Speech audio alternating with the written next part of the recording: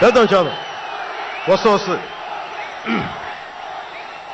ఇందాక స్టేజ్ పైకి వచ్చేటప్పుడు కిందకి వెళ్ళా, మళ్ళీ సభ ముందు చాలు సినిమాలు ఆపండి చాలు. ఓజీ చాలు ఓజీ చాలు.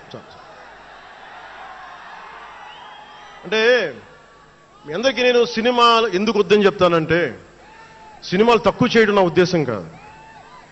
మీరు ఓజీ సినిమాకి వెళ్ళి జనసేన జిందాబాద్ అని ఎలా అనకూడదు, ఇక్కడికి వచ్చి సినిమా ఎందుకు అనకూడదంటే, ప్రాణాలు తెగించినారు ఇక్కడ వాళ్ళందరూ, ఇక్కడ జన సైనికులు.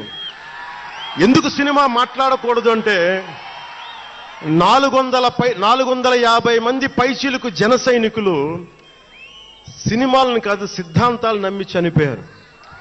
వారి గౌరవం కోసం